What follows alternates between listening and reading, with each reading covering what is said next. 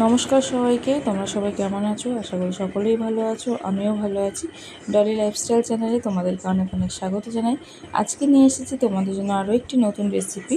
তো বাঙালিদের জন্মদিন বলো, বিয়েবাড়ি বলো বা অন্নপ্রাশন বলো, এই রেসিপিটা সবার অনুষ্ঠানে থাকবে। তো হ্যাঁ, তোমরা মনে হয় আশা করি বুঝতেই পেরেছো, আজকের রেসিপি হচ্ছে দই কাতলা।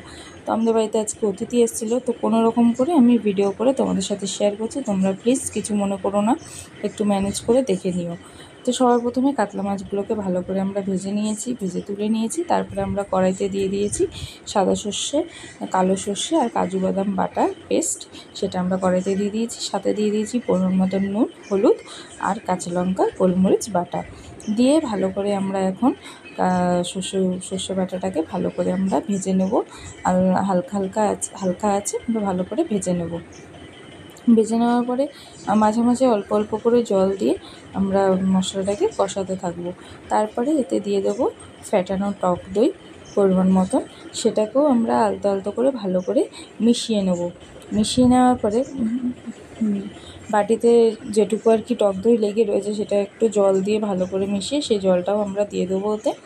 জলটা দিয়ে ভালো করে নাড়িয়ে চাড়িয়ে কিছুক্ষণের জন্য রেখে দেবো, কেননা সর্ষে তো বেশি কষাতে নেই, তো হালকা হালকা করে আর কি আমরা ভেজে নিয়েছিলাম জল দিয়ে। তো তারপরে দেখো পরিমাণ মতন জল দেওয়ার পরে ফুটে উঠেছে, যে অমনি আমরা মাছগুলোকে একে একে ছেড়ে দেবো। আজকে আমাদের অনেকগুলো পদ রান্না হয়েছে, তো সব রান্না আমি তোমাদের সাথে শেয়ার করতে পারছি না, তোমরা কিছু মনে করো না। তো কিছু রেসিপি আমি তোমাদের সাথে শেয়ার করব। তো দেখো এদিকে মাছগুলো ছেড়ে দেওয়ার পরে বেশ কটা লঙ্কা চিড়ে দিয়ে দেওয়া হয়েছে। তো এদিকে আমাদের মাছের দই কাতলাটা রেডি হয়ে গেছে। তো আমরা একে একে এই মাছগুলোকে তুলে নেব। একটা পাত্রে মাছগুলোকে তুলে নেওয়ার পরে ওপর থেকে কিছুটা ধনেপাতা কুচি ছড়িয়ে দিলেই রেডি হয়ে যাবে তোমাদের দই কাতলা। এর ভিডিওটি কেমন লেগেছে অবশ্যই আমাকে কমেন্ট করে জানিও। আর চ্যানেলটি ভালো লাগলে পরে অবশ্যই লাইক, কমেন্ট, শেয়ার আর সাবস্ক্রাইব করতে ভুলো না, অবশ্যই করে দিও।